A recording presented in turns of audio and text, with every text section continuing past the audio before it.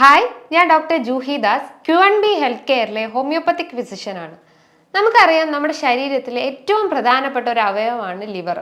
അത് ഒരുപാട് ഫങ്ഷൻസ് നമ്മുടെ ബോഡിയിൽ ചെയ്യുന്നുണ്ട്. അതിലൊരു ഫങ്ഷൻ അല്ല, അതിൻ്റെ ഒരു മെയിൻ ഫാക്ടർ എന്ന് പറഞ്ഞു കഴിഞ്ഞാൽ അതിന് റീജനറേഷൻ കപ്പാസിറ്റി ഉണ്ട്. ബിക്കോസ് അതിൻ്റെ ഒരു ചെറിയ പോർഷൻ ഉണ്ടെങ്കിലും അതിന് ഗ്രോ ചെയ്യാനുള്ള ഒരു കപ്പാസിറ്റി ഉണ്ട്. അതേപോലെ തന്നെ എന്തൊരു ഇൻഫെക്ഷൻ വന്നു കഴിഞ്ഞാലും ബോഡീനെ ഒന്നും ഇൻഫെക്ഷൻ കയറാതിരിക്കാൻ അല്ലെങ്കിൽ കൂടുതൽ സിവിയർ ആവാതിരിക്കാൻ ഈ ഒരു ലിവർ സഹായിക്കുന്നതാണ്. അതോടൊപ്പം തന്നെയാണ് നമ്മളെ ദഹനമൊക്കെ ഒന്ന് ഇമ്പ്രൂവ് ചെയ്യുക അല്ലെങ്കിൽ പ്രോപ്പർ ആയിട്ടുള്ള ഡൈജഷനൊക്കെ ഇമ്പ്രൂവ് ചെയ്യാൻ സഹായിക്കുന്നതും ഈ ലിവർ ചെയ്യുന്നുണ്ട്. അതായത് ലിവറിൻ്റെ അകത്ത് ബൈലിൻ്റെ പ്രൊഡക്ഷൻ്റെ സഹായത്തോടെയാണ് ഇത് ചെയ്യുന്നത്. ഈ ഒരു ലിവർ അല്ലെങ്കിൽ ലിവറിന് ഇതുകൂടാതെ തന്നെ ഡീടോക്സിഫിക്കേഷൻ കപ്പാസിറ്റി ഉണ്ട്. ഡീടോക്സിഫിക്കേഷൻ എന്ന് പറഞ്ഞു കഴിഞ്ഞാൽ നമ്മൾ എന്തെങ്കിലും ഫുഡ് കഴിക്കുമ്പോൾ ചിലപ്പോൾ അതിൻ്റെ അകത്ത് കുറേ ടോക്സിൻസോ അല്ലെങ്കിൽ കെമിക്കൽസോ ഒക്കെ ഇൻവോൾവ് ആയിട്ടുണ്ടാവും അല്ലെങ്കിൽ ഇൻക്ലൂഡ് ചെയ്തിട്ടുണ്ടാവും. അപ്പോൾ ആ ടോക്സിൻസിനെയൊക്കെ റിമൂവ് ചെയ്തിട്ട് അല്ലെങ്കിൽ ഡീടോക്സിഫൈ ചെയ്യാനുള്ളൊരു കപ്പാസിറ്റി ഈ ലിവറിനുണ്ട്. അപ്പം ഇത്രയും ഫങ്ഷൻസ് അല്ലെങ്കിൽ ഇത്തരം ഫങ്ഷൻസ് ആണ് നമ്മുടെ ബോഡിയിൽ ലിവർ ചെയ്യുന്നത്. അപ്പം ഈ ലിവറിന് പല രീതിയിലുള്ള അസുഖങ്ങൾ ബാധിക്കാം. അതായത് ഫാറ്റി ലിവർ പോലത്തെ അസുഖങ്ങൾ, ലിവർ സിറോസിസ് അല്ലെങ്കിൽ പോർട്ടൽ ഹൈപ്പർ ടെൻഷൻസ്, അല്ലെങ്കിൽ വൈറൽ ഇൻഫെക്ഷൻസ് ആയിട്ടുള്ള ഹെപ്പറ്റൈറ്റിസ്, അങ്ങനെ പല രീതിയിലുള്ള അസുഖങ്ങൾ ബാധിക്കാം. അതൊരു സ്റ്റേജ് കഴിഞ്ഞ് കഴിഞ്ഞാൽ അല്ലെങ്കിൽ കുറച്ചുകൂടി സിവിയർ സ്റ്റേജിൽ എത്തുമ്പോഴാണ് ആ ലിവറിന് അല്ലെങ്കിൽ ആ ഒരു ഫങ്ഷനിങ് ഇംപ്രോപ്പർ ആവുന്നത്. ആ ഇംപ്രോപ്പർ ആവുമ്പോൾ പല രീതിയിലുള്ള ലക്ഷണങ്ങളാണ് നമ്മുടെ ബോഡിയിൽ കാണിച്ചു തരിക. അപ്പം ഈ ഒരു ലിവറിനെ പ്രോപ്പർ ആക്കാൻ വേണ്ടിയിട്ട് നമ്മൾ എന്ത് ചെയ്യണം? നല്ല രീതിയിലുള്ള ഫുഡ് ഐറ്റംസ് നമ്മളെ ഭക്ഷണത്തിൽ ഉൾപ്പെടുത്തണം, അല്ലെങ്കിൽ നല്ല രീതിയിലുള്ള വ്യായാമങ്ങൾ നമ്മളെ ലൈഫ് സ്റ്റൈൽ അല്ലെങ്കിൽ നമ്മളെ ലൈഫിൽ ഉൾപ്പെടുത്തണം. ഇങ്ങനെ ലിവറിനെ ബാധിക്കുന്ന ഒരു വൈറൽ ഇൻഫെക്ഷൻസ് ആണ് ഈ ഹെപ്പറ്റൈറ്റിസ് അഥവാ മഞ്ഞപ്പിത്തം എന്ന് പറയുന്നത്.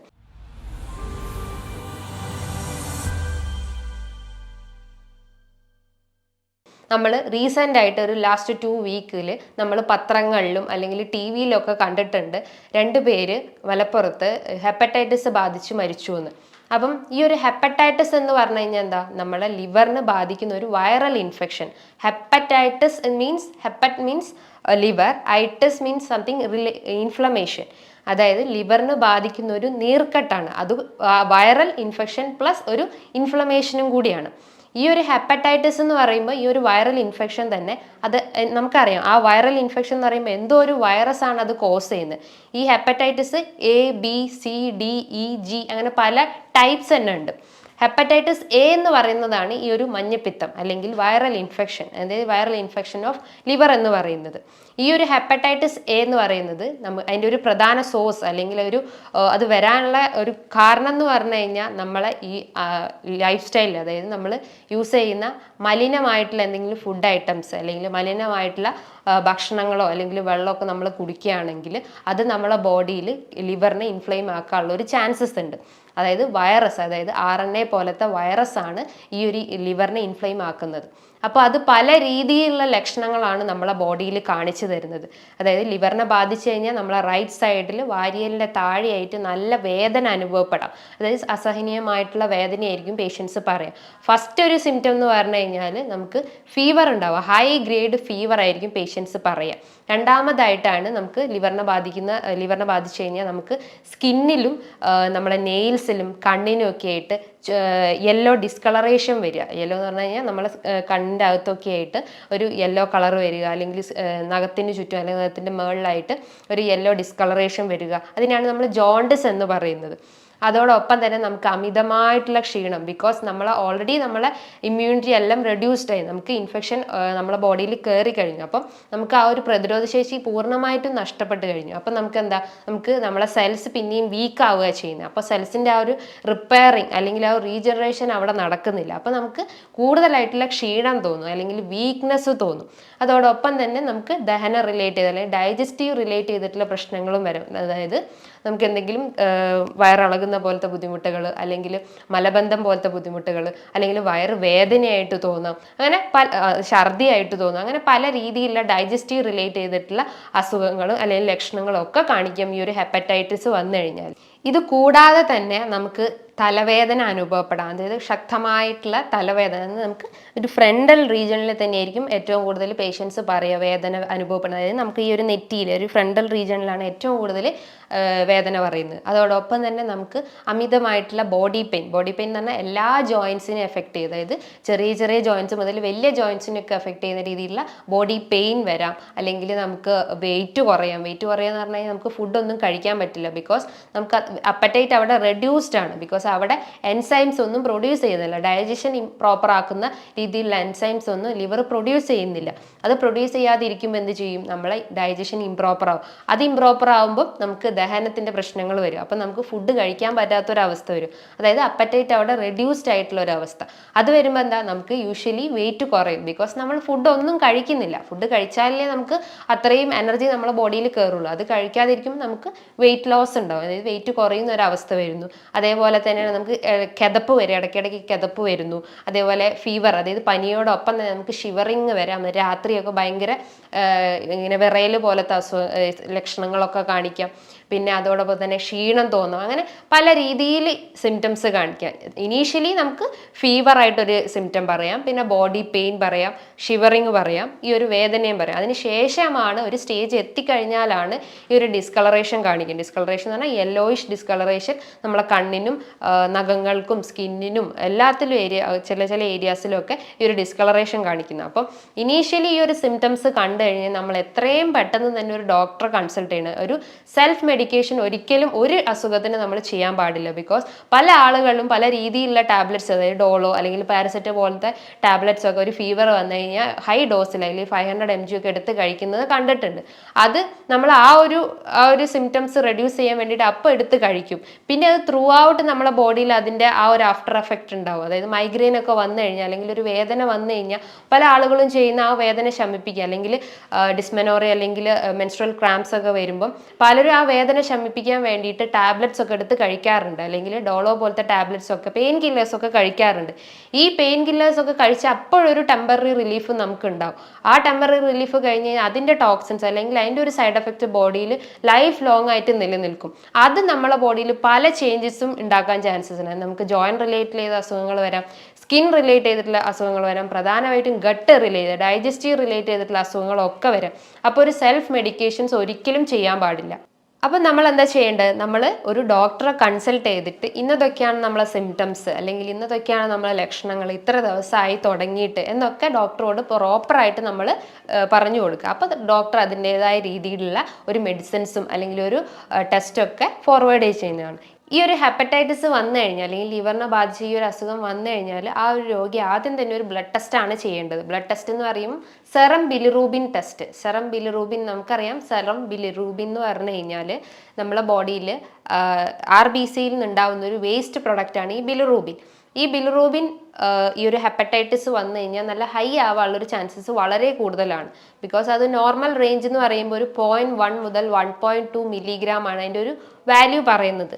അപ്പം ഒരു 2 മില്ലിഗ്രാം ആയിരിക്കും ഈ ഒരു ഹെപ്പറ്റൈറ്റിസ് പേഷ്യൻസിൽ കാണപ്പെടുന്നത്. അപ്പോൾ ഒരു സെറം ബിലിറൂബിൻ ടെസ്റ്റ് ചെയ്ത് കഴിഞ്ഞാൽ എത്രത്തോളം നമ്മുടെ ലിവർ ഫങ്ഷനിങ് ആണ് അല്ലെങ്കിൽ ലിവറിൻ്റെ ആ ഒരു ലിവർ ഫങ്ഷനിങ് ആണോ എന്നൊക്കെ അറിയാൻ പറ്റും. അതേപോലെ തന്നെയാണ് മറ്റൊരു ബ്ലഡ് ടെസ്റ്റ് ആണ് liver function test. Liver function ടെസ്റ്റിൻ്റെ അകത്ത് വരുന്നതാണ് SGOTയും SGPTയും. സെറം ഗ്ലൂട്ടാമേറ്റ് ഓക്സാലോ ട്രാൻസമിനേസും SGPT എന്ന് പറഞ്ഞു കഴിഞ്ഞാൽ സെറം ഗ്ലൂട്ടാമേറ്റ് പൈറുവേറ്റ് ട്രാൻസമിനേസും. ട്രാൻസമിനേസ് എന്ന് പറയുമ്പോൾ ഇത് രണ്ടും എൻസൈംസ് ആണ്, നമ്മളെ ലിവർ സെക്രീറ്റ് ചെയ്യുന്ന ഒരു എൻസൈംസ് ആണ്. അപ്പോൾ അവിടെ എന്താ, ലിവറിൻ്റെ ഫംഗ്ഷനിങ് ഇംപ്രോപ്പർ ആകുമ്പോൾ ഈ എൻസൈംസ് ഒക്കെ ഹൈ ആവാനുള്ള ഒരു ചാൻസസ് ഉണ്ട്. നോർമലി ഒരു SGOT SGPTൻ്റെ വാല്യൂ നോക്കുമ്പോൾ ഒരു 45-50 റേഞ്ചിലാണ് ഈ ഒരു നോർമൽ വാല്യൂസ് പറയുന്നത്. പക്ഷേ ലിവർ അവിടെ ഇൻഫെക്റ്റഡ് ആയതുകൊണ്ട് അല്ലെങ്കിൽ ലിവറിന് അവിടെ ഒരു ഇൻഫെക്ഷൻ ബാധിച്ചു ഇരിക്കുന്നത് കൊണ്ട് അല്ലെങ്കിൽ ഇൻഫ്ലമേഷൻ ബാധിച്ചുകൊണ്ട് ആ ഒരു എൻസൈംസ് ഒന്നും ഇംപ്രോപ്പർ ആവില്ല. അപ്പോൾ അത് ഹൈ ആവാനുള്ള ഒരു ചാൻസസ് ഉണ്ട്. ഹൈ എന്ന് പറഞ്ഞു കഴിഞ്ഞാൽ ആ ഒരു ബ്ലഡ് റിപ്പോർട്ട് എടുത്തു കഴിഞ്ഞാൽ നമുക്കറിയാം SGOT SGPTൻ്റെ വാല്യൂ ഒരു 1000 എബവ് അല്ലെങ്കിൽ 1000-നേക്കാട്ടും കൂടുതൽ ആവാനുള്ള ഒരു ചാൻസസ് വളരെ കൂടുതലാണ്. അപ്പം നമ്മൾ ഒരിക്കലും ഈ ഒരു ഹെപ്പറ്റൈറ്റിസ് വന്നു കഴിഞ്ഞാൽ ഒരു സെൽഫ് മെഡിക്കേഷൻ ചെയ്യാൻ പാടില്ല. ഈ ഒരു ബ്ലഡ് ടെസ്റ്റ് ചെയ്തിട്ട് അതിന് പ്രോപ്പർ ആയിട്ടുള്ള ഒരു ട്രീറ്റ്മെന്റ് എന്തായാലും നമ്മൾ എടുക്കേണ്ടതാണ്. ഈ ഒരു ഹെപ്പറ്റൈറ്റിസ് തന്നെ പല രീതിയിൽ തന്നെ ഉണ്ട്. അതായത് hepatitis A, B, C, D, E അങ്ങനെ പല ടൈപ്സ് തന്നെ ഉണ്ട്. ഹെപ്പറ്റൈറ്റിസ് എ ആൻഡ് ഇ എന്ന് പറയുമ്പോൾ ഒരു അക്യൂട്ട് ഇൻഫെക്ഷൻസ് ആണ്. അക്യൂട്ട് എന്ന് പറയുമ്പോൾ എന്താ, ഒരു ഷോർട്ട് ഡ്യൂറേഷനിൽ വന്ന് നമ്മൾ എഫക്ട് ചെയ്ത് പോകുന്ന ഒരു ഇൻഫെക്ഷൻ ആണ് അക്യൂട്ട് ഇൻഫെക്ഷൻ എന്ന് പറയുന്നത്. അത് നമുക്കൊരു പ്രോപ്പർ മെഡിസിൻസ് അല്ലെങ്കിൽ പ്രോപ്പർ കൺസൾട്ടേഷനിലൂടെ നമുക്ക് മാറ്റിയെടുക്കാവുന്നതാണ്. ബിക്കോസ് അതിനൊരു ഷോർട്ട് ഡ്യൂറേഷൻ ആണ് അവിടെ വന്നിട്ടുള്ളത്. അത് അധികം സിവിയർ ആയിട്ടുള്ള ഒരു ഇൻഫെക്ഷൻസ് ഒന്നും നമ്മുടെ ബോഡിയിൽ ഉണ്ടാക്കുന്നില്ല. അതേപോലെ തന്നെയാണ് ഹെപ്പറ്റൈറ്റിസ് ബി. ഹെപ്പറ്റൈറ്റിസ് ബി എന്ന് പറഞ്ഞു കഴിഞ്ഞാൽ ഒരു സെക്ഷലി ട്രാൻസ്മിറ്റഡ് ഡിസീസ് ആണ്. Hepatitis B and C. Sexually transmitted disease എന്ന് പറഞ്ഞാൽ നമ്മൾ സെക്ഷൽ ഇന്റർകോഴ്സ് ചെയ്യുമ്പോൾ അല്ലെങ്കിൽ അൺപ്രൊട്ടക്റ്റഡ് ആയിട്ടുള്ള സെക്ഷൽ ഇന്റർകോഴ്സ് ഒക്കെ ചെയ്യുമ്പോഴും ഈ ഒരു ഇൻഫെക്ഷൻ രൂപപ്പെടാനുള്ള ഒരു ചാൻസസ് ഉണ്ട്. അപ്പം ഈ ഒരു ഇൻഫെക്ഷൻ അല്ലെങ്കിൽ ഹെപ്പറ്റൈറ്റിസ് എന്ത് ഇൻഫെക്ഷൻ ആയാലും ഹെപ്പറ്റൈറ്റിസ് ഈ ഒരു viral infections A and C അല്ലെങ്കിൽ എ, സി, ഡി, ഇ ഈ ഒരു ഇൻഫെക്ഷൻസ് ഒക്കെ അല്ലെങ്കിൽ ഈ ഒരു ഹെപ്പറ്റൈറ്റിസ് എ എന്ന് പറഞ്ഞ ഈ ഒരു ഇൻഫെക്ഷൻസ് വരുന്നതിൻ്റെ സോഴ്സസ് ഞാൻ പ്രധാനമായിട്ട് ഞാൻ പറഞ്ഞു. നമ്മൾ അൺഹൈജീനിക് ആയിട്ടുള്ള ഫുഡും അല്ലെങ്കിൽ അൺഹൈജീനിക് ആയിട്ടുള്ള എന്തെങ്കിലും ഡ്രിങ്ക്സ് ഒക്കെ കഴിക്കുമ്പോഴാണ് ഈ ഒരു അസുഖം രൂപപ്പെടുന്നത്. അപ്പോൾ നമ്മൾ എന്താ ചെയ്യേണ്ടത്, അപ്പോൾ പ്രോപ്പർ ആയിട്ടുള്ള ഒരു ഹൈജീൻ അവിടെ മെയിൻറ്റെയിൻ ചെയ്യുക. ഈ ഒരു ചൂട് സീസൺ ആകുമ്പം യൂഷ്വലി നമ്മൾ എല്ലാവരും പുറത്തുനിന്നൊക്കെ നല്ല രീതിയിൽ വെള്ളമൊക്കെ വാങ്ങി കുടിക്കാറുണ്ട്. ബിക്കോസ് നമ്മളെ ബോഡി അത്രയും ഡീഹൈഡ്രേറ്റ് ആയിക്കൊണ്ടിരിക്കുക. അപ്പോൾ നമ്മൾ എന്ത് ചെയ്യും, പുറത്തുനിന്ന് വെള്ളമൊക്കെ വാങ്ങി കുടിക്കും. അപ്പോൾ അത് ഹൈജീനിക് ആവാനുള്ള ഒരു ചാൻസ്, അൺഹൈജീനിക് ആവാനുള്ള ചാൻസസ് വളരെ കൂടുതലാണ്. അപ്പോൾ ആ ഒരു അൺഹൈജീനിക് കണ്ടീഷൻസിലൂടെ നമ്മൾ കടന്നുപോയി കഴിഞ്ഞാൽ ഇത്തരം വൈറൽ ഇൻഫെക്ഷൻസ് ഒക്കെ വരാനുള്ള ചാൻസസ് വളരെ കൂടുതലാണ്. അപ്പോൾ നമ്മൾ എപ്പോഴും എന്ത് കാര്യം ചെയ്യുമ്പോൾ അല്ലെങ്കിൽ എന്തൊരു ഫുഡ് കഴിക്കുമ്പോൾ നമ്മൾ ശ്രദ്ധിച്ച് കഴിക്കുക. അതേപോലെ തന്നെയാണ് ഈ ഫ്രൈഡ് ഫുഡ് ഐറ്റംസ്. അതായത് നമ്മൾ പുറത്തുനിന്നൊക്കെ നന്നായിട്ട് പിസ്സ അല്ലെങ്കിൽ ബർഗർ അല്ലെങ്കിൽ ഷവർമ പോലത്തെ അൺകുക്ക്ഡ് ആയിട്ടുള്ള കുറേ ഫുഡ് ഐറ്റംസ് ഒക്കെ കഴിക്കുമ്പോൾ അതുമൂലം നമുക്ക് ഫുഡ് പോയ്സണിങ് ഒക്കെ വരാനുള്ള ചാൻസസ് വളരെ കൂടുതലാണ്. ഈ ഒരു ചൂട് സീസൺ ആയതുകൊണ്ട് തന്നെ പല രീതിയിലുള്ള വൈറൽ ഇൻഫെക്ഷൻസ് ഒക്കെ നമ്മൾ അഫക്റ്റ് ചെയ്യാനുള്ള ഒരു ചാൻസസ് വളരെ കൂടുതലാണ്. അപ്പോൾ അത് കൺട്രോൾ ചെയ്യാൻ വേണ്ടിയിട്ട് നമ്മൾ സെൽഫായിട്ടുള്ള ഒരു പ്രോപ്പർ ചാനലിലൂടെ പാസ് ചെയ്യുക എന്ന് വെച്ചാൽ സെൽഫായിട്ടുള്ള രീതിയിലുള്ള ഒരു ഹെൽത്തി ഫുഡ് സ്റ്റൈൽ അല്ലെങ്കിൽ ഹെൽത്തി ഹൈജീനിക് ആയിട്ടുള്ള കാര്യങ്ങൾ ചെയ്യാൻ ശ്രമിക്കുക. ഈ ഒരു ഹെപ്പറ്റൈറ്റിസ് ഇൻഫെക്ഷൻ അല്ലെങ്കിൽ ഹെപ്പറ്റൈറ്റിസ് എ ഇൻഫെക്ഷൻ വന്നു കഴിഞ്ഞാൽ അല്ലെങ്കിൽ ഈ ഒരു വൈറൽ ഇൻഫെക്ഷൻ വന്നു കഴിഞ്ഞാൽ അതിൻ്റെ ഒരു ഇൻക്യുബേഷൻ പീരീഡ് എന്ന് പറഞ്ഞാൽ ഒരു 10 to 20 days ആണ്. ഈ ഒരു ഡേയ്സിൻ്റെ ഉള്ളിൽ തന്നെ ആ ഒരു വ്യക്തിയിൽ ലക്ഷണങ്ങൾ കാണിച്ചു തുടങ്ങും. ലക്ഷണങ്ങൾ ഞാൻ നേരത്തെ നിങ്ങൾക്ക് പറഞ്ഞു തന്നിട്ടുണ്ട്. പ്രധാനമായിട്ടുള്ള ലക്ഷണങ്ങൾ ഫീവർ അല്ലെങ്കിൽ ജോയിൻറ്റ് പെയിന്, കൈകാലുകളിലൊക്കെ സ്വെല്ലിങ് ഉണ്ടാവുക, നമ്മുടെ ശരീരത്തിൽ സ്കിന്നിലും അല്ലെങ്കിൽ തൊലിപ്പുറത്തും അല്ലെങ്കിൽ നെയിൽസിലും ഒക്കെ ആയിട്ട് യെല്ലോയിഷ് ഡിസ്കളറേഷൻ ഉണ്ടാവുക, ഡൈജസ്റ്റീവ് റിലേറ്റ് ചെയ്തിട്ടുള്ള വോമിറ്റിങ്, ഡയേറിയ അല്ലെങ്കിൽ നോസിയ പോലത്തെ ബുദ്ധിമുട്ടുകൾ, വിശപ്പില്ലാത്ത അവസ്ഥകൾ, അങ്ങനെ പല രീതിയിലുള്ള സിംറ്റംസ് ഒക്കെ കാണിക്കാം. അപ്പം ഈ ഒരു സിംറ്റംസ് ഒക്കെ കാണിക്കുമ്പം തന്നെ നമ്മൾ ശ്രദ്ധിക്കണം, നമ്മളെ ബോഡിയിൽ എന്തോ ഒരു ഇൻഫെക്ഷൻ വന്നിട്ടുണ്ട്. ആ ഇൻഫെക്ഷൻ വരാനുള്ള കാരണം പല രീതിയിലാവാം. അപ്പോൾ ആ ഒരു സോഴ്സ് നമ്മൾ കണ്ടെത്തിയിട്ട് അത് നമ്മൾ ക്ലിയർ ചെയ്യാൻ ശ്രമിക്കുക, അല്ലെങ്കിൽ ആ ഒരു പ്രോപ്പർ മെഡിക്കേഷൻസ് സ്റ്റാർട്ട് ചെയ്യാൻ ശ്രമിക്കുക. ഈ ഒരു ഹെപ്പറ്റൈറ്റിസ് വന്നു കഴിഞ്ഞാൽ ഇന്ന് വാക്സിൻസ് അവൈലബിൾ ആണ്. ഹെപ്പറ്റൈറ്റിസ് എ വാക്സിൻസ് ഇന്ന് അവൈലബിൾ ആണ്. അതൊരു 6 month ഡ്യൂറേഷനിലൊക്കെയാണ് എടുക്കേണ്ടത്. അതായത് ഹെപ്പറ്റൈറ്റിസ് ബി അല്ലെങ്കിൽ സി പോലത്തെ ഇൻഫെക്ഷൻസ് ഒക്കെ വന്നു കഴിഞ്ഞാൽ ഇതിനും വാക്സിൻസ് ഇന്ന് അവൈലബിൾ ആണ്. അപ്പം ഈ ഒരു ഇൻഫെക്ഷൻ അല്ലെങ്കിൽ ഹെപ്പറ്റൈറ്റിസ് പോലത്തെ ഇൻഫെക്ഷൻസ് വന്നു കഴിഞ്ഞാൽ നമ്മൾ ഡയറ്റിൽ, അതായത് ഒരു അക്യൂട്ട് ഇൻഫെക്ഷൻസ് ആണ്, അപ്പം നമ്മൾ ആ ഒരു ടൈമിൽ നമ്മൾ ഫോളോ ചെയ്യേണ്ട കുറച്ച് ഡയറ്റ് എന്ന് പറഞ്ഞു കഴിഞ്ഞാൽ ഹൈജീനിക് ആയിട്ടുള്ള ഫുഡ് ഐറ്റംസ് കഴിക്കുക. ഹൈജീനിക് എന്ന് പറയുമ്പോൾ നന്നായിട്ട് കുക്ക് ചെയ്തിട്ട് നന്നായി വാഷ് ഔട്ട് ചെയ്തിട്ടുള്ള ഫുഡ് ഐറ്റംസ് കഴിക്കാൻ ശ്രമിക്കുക. ഒരു പ്രോപ്പർ സ്ലീപ്പ് മെയിൻറ്റെയിൻ ചെയ്യാൻ ശ്രമിക്കുക. നല്ല പോലെ വെള്ളം കുടിക്കാൻ ശ്രമിക്കുക. അതായത് തിളപ്പിച്ചാറിയ വെള്ളം മാത്രം കുടിക്കാൻ ശ്രമിക്കുക. അതായത് ഫ്രിഡ്ജിൽ നിന്ന് എടുത്ത് ഡയറക്റ്റ്ലി നമ്മൾ ഒരിക്കലും നമ്മൾ ഫുഡ് ഐറ്റംസ് കഴിക്കാതിരിക്കുക. ബിക്കോസ് അതിൻ്റെ അകത്ത് ഒരുപാട് ബാക്ടീരിയാസ് ഒക്കെ അടങ്ങിയിട്ടുണ്ടാവും. അതേപോലെ തന്നെ പുറത്തു നിന്നുള്ള ഫുഡ് ഐറ്റംസ് കഴിവതും ഒഴിവാക്കാൻ ശ്രമിക്കുക. അതായത് fried food items, junk food, fast food, pizza, burger, അങ്ങനത്തെ എന്ത് ഫ്രൈഡ് ഫുഡ് ഐറ്റംസ് ആയാലും അത് ഒഴിവാക്കാൻ ശ്രമിക്കുക. ഇപ്പം നമ്മൾ ചിക്കനും ഫിഷും ഒക്കെ കഴിക്കുകയാണെങ്കിൽ തന്നെ നമ്മൾ ഈ അസുഖം മാത്രമല്ല മറ്റെന്ത് അസുഖമായാലും നമ്മൾ ഫ്രൈഡ് ഐറ്റംസിന് പകരം അത് നന്നായിട്ട് ബോയിൽ ചെയ്യാൻ ശ്രമിക്കുക. നല്ല രീതിയിൽ ഉറങ്ങാൻ ശ്രമിക്കുക. അതേപോലെ നല്ല രീതിയിലുള്ള വർക്കൗട്ട് ചെയ്യുക. ഇതേപോലെ നമ്മൾ ഒഴിവാക്കേണ്ട ഒരു കാര്യമാണ് സാൾട്ട്. അമിതമായിട്ടുള്ള സാൾട്ടിൻ്റെ ഉപയോഗം ഉണ്ടെങ്കിൽ അത് ഒഴിവാക്കാൻ ശ്രമിക്കുക. അതേപോലെ തന്നെ നല്ല രീതിയിൽ ഫ്രൂട്ട്സ് കഴിക്കുക. അതായത് നമ്മളെ ബോഡി ഹൈഡ്രേറ്റ് ആവാൻ വേണ്ടിയിട്ട് നല്ല രീതിയിൽ ഫ്രൂട്ട്സ് നമുക്ക് കഴിക്കാവുന്നതാണ്. ഇത് നമുക്ക് കുറച്ച് നമ്മൾ ആ ഒരു വീക്ക്നെസ് അല്ലെങ്കിൽ ഒരു പ്രതിരോധ ശേഷിയൊക്കെ ഒന്ന് വർദ്ധിപ്പിക്കുകയും ചെയ്യുന്നു. അപ്പോൾ ഈ ഒരു പാറ്റേൺ അല്ലെങ്കിൽ ഈ ഒരു ഡയറ്റ് നമുക്ക് ഫോളോ ചെയ്ത് കഴിഞ്ഞാൽ ഈ ഒരു അക്യൂട്ട് ഇൻഫെക്ഷൻസ് അല്ലെങ്കിൽ ഇത്തരം വൈറൽ ഇൻഫെക്ഷൻസ് ഒക്കെ നമുക്ക് കൺട്രോൾ ചെയ്യാൻ പറ്റും. Because prevention is better than cure എന്ന് നമ്മൾ പഠിച്ചു കേട്ടിട്ടുണ്ട്. അപ്പോൾ നമുക്ക് അസുഖം വന്നു കഴിഞ്ഞിട്ട് ചികിത്സിക്കുന്നതിനായിട്ട് ഭേദം നമ്മളത് വരാതിരിക്കാൻ വേണ്ടിയിട്ട് കൺട്രോൾ ചെയ്യാൻ നോക്കുക. അതായത് നമുക്ക് പ്രോപ്പറായിട്ടുള്ള ഈ ഒരു ഡയറ്റ് അല്ലെങ്കിൽ പ്രോപ്പറായിട്ടുള്ള ഒരു ഹെൽത്തി ഫുഡ് സ്റ്റൈൽ മെയിൻറ്റെയിൻ ചെയ്ത് കഴിഞ്ഞാൽ ഈ ഒരു ഹെപ്പറ്റൈറ്റിസ് വന്നു കഴിഞ്ഞാൽ നമുക്ക് കൺട്രോൾ ചെയ്യാൻ പറ്റും.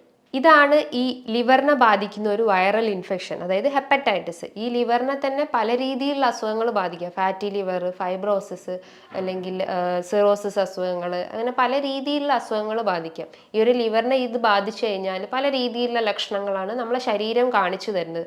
ലിവർ എന്ന് പറയുമ്പോൾ ഏറ്റവും കൂടുതൽ ഫങ്ഷനിങ് നടത്തുന്നതാണ് ഈ ലിവർ ചെയ്യുന്നത്. അപ്പം ഈ ഒരു ലിവറിൽ ഇംപ്രോപ്പറായി അല്ലെങ്കിൽ ആ ഒരു ഫംഗ്ഷൻ ഇംപ്രോപ്പർ ആയി കഴിഞ്ഞ് കഴിഞ്ഞാൽ എല്ലാ മെറ്റബോളിസവും ഇംപ്രോപ്പർ ആവും. അതായത് നമ്മളെ ബയലിൻ്റെ പ്രൊഡക്ഷൻ തെറ്റും, അല്ലെങ്കിൽ ഡൈജഷൻ ഇംപ്രോപ്പർ ആവും, അല്ലെങ്കിൽ എക്സ്ക്രീഷൻ ഇംപ്രോപ്പർ ആവും, അങ്ങനെ സ്കിൻ റിലേറ്റ് ചെയ്തിട്ടുള്ള അസുഖങ്ങൾ വരാം. അങ്ങനെ പല രീതിയിലുള്ള ഒരു ഒരു ഒരു ചെയിനിലേക്കുള്ള, അതായത് പല ചെയിനിലേക്ക് ഒരു മെയിൻ സോഴ്സ് എന്ന് പറഞ്ഞു കഴിഞ്ഞാൽ ഈ ഒരു ലിവറാണ്. അപ്പം ലിവറിനെ നമ്മൾ എപ്പോഴും ഹെൽത്തി ആക്കാൻ ശ്രമിക്കുക, അല്ലെങ്കിൽ ലിവറിൻ്റെ ഫംഗ്ഷൻ എപ്പോഴും ഹെൽത്തി ആക്കാൻ ശ്രമിക്കുക. ബിക്കോസ് നമ്മളെ ബോഡിയിൽ ഏറ്റവും കൂടുതൽ ഫങ്ഷൻസ് നടത്തുന്നത് ഈ ഒരു ലിവറാണ്. അപ്പോൾ ഇതിനെന്തായാലും നമ്മൾ പ്രോപ്പർ രീതിയിലുള്ള ഒരു എന്താ പറയുക, നല്ല രീതിയിലുള്ള ഒരു ഡയറ്റ് അതിന് മെയിൻറ്റെയിൻ ചെയ്ത് കഴിഞ്ഞാൽ ഇത്തരം അസുഖങ്ങൾക്കൊക്കെ കൺട്രോൾ ചെയ്യാൻ പറ്റും. ഈ ഒരു ലിവറിന് അസുഖം ബാധിച്ചു കഴിഞ്ഞാൽ ഈ വൈറൽ ഇൻഫെക്ഷൻസ് കൂടാതെ തന്നെ നമ്മൾ സ്കിന്നിലും പല രീതിയിലുള്ള ലക്ഷണങ്ങൾ കാണിക്കാം. അതായത് വൈറൽ ഇൻഫെക്ഷൻസ് അല്ലാതെ ഫാറ്റി ലിവർ പോലത്തെ അല്ലെങ്കിൽ സിറോസിസ് പോലത്തെ അസുഖങ്ങൾക്കൊക്കെ പല രീതിയിലുള്ള ലക്ഷണങ്ങൾ. സ്കിന്നിലൊക്കെ നോക്കുമ്പോൾ സ്കിന്നിൽ ഡിസ്കളറേഷൻ കാണാം, അതായത് വൈറ്റിഷ് അല്ല യെല്ലോയിഷ് ഡിസ്കളറേഷൻ ഉണ്ടാവും, അല്ലെങ്കിൽ സ്പൈഡർ വെയിൻസ് പോലത്തെ, അതായത് ചിലന്തി വല പോലത്തെ ഇങ്ങനെ വെസൽസ് ഇങ്ങനെ ഡയലേറ്റ് ചെയ്ത് നിൽക്കുന്നത് കാണാം.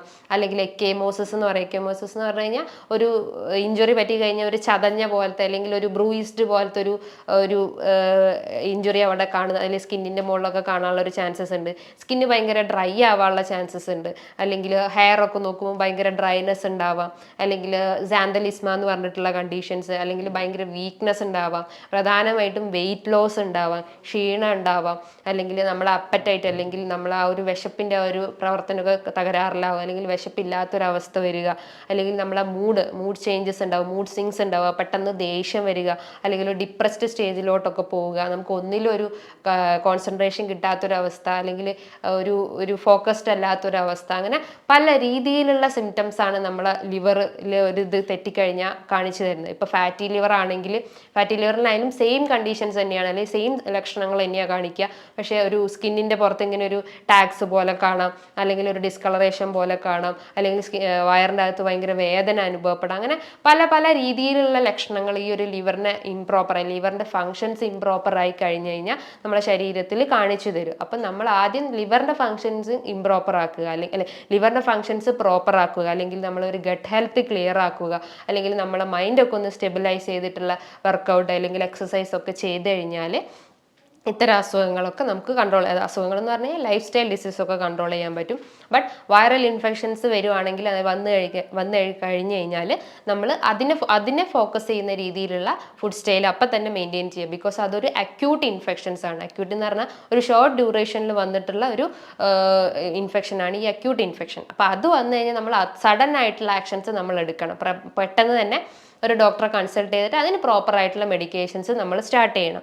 അതേപോലെ തന്നെ നല്ല രീതിയിലുള്ള ഉറക്കം മെയിൻറ്റെയിൻ ചെയ്യുക. ഉറക്കം എന്ന് പറഞ്ഞാൽ എല്ലാ അസുഖത്തിൻ്റെ ഒരു അടിസ്ഥാന ഘടകമാണ്. നമ്മൾ ഉറങ്ങിയിട്ടില്ലേ നമ്മളെ മൈൻഡ് ആകെ ഡിസ്റ്റർബ്ഡ് ആവും, ഗട്ട് ക്ലിയർ ആവില്ല, അല്ലെങ്കിൽ ദഹന സംബന്ധമായിട്ടുള്ള രോഗങ്ങൾ ഉണ്ടാക്കുക. അങ്ങനെ പല രീതിയിലുള്ള സിംറ്റംസ് നമുക്ക് ഇംപ്രോപ്പർ സ്ലീപ്പ് ആയി കഴിഞ്ഞാൽ വരാനുള്ള ഒരു ചാൻസസ് ഉണ്ട്. ബിക്കോസ് ആ ഒരു സ്ലീപ്പിൻ്റെ ടൈമിലാണ് നമ്മളെ ബോഡിയിൽ പല മെറ്റബോളിക് ആക്ടിവിറ്റി നടക്കുന്നത്. അല്ലെങ്കിൽ നമുക്കറിയാം ഒരു കമ്പ്യൂട്ടർ ഫങ്ഷനിങ് പോലെ നമ്മളെ ബോഡിയിൽ ഡാറ്റ ഒക്കെ ക്ലിയർ ചെയ്യുന്നത്, അല്ലെങ്കിൽ ഇംപ്രോപ്പർ ആയിട്ടുള്ള കാര്യങ്ങളൊക്കെ, അല്ലെങ്കിൽ നമുക്ക് ആവശ്യമില്ലാത്ത സാധനങ്ങളൊക്കെ ക്ലിയർ ചെയ്യുന്നത് ഈ ഒരു സ്ലീപ്പിംഗ് പീരീഡിലാണ്.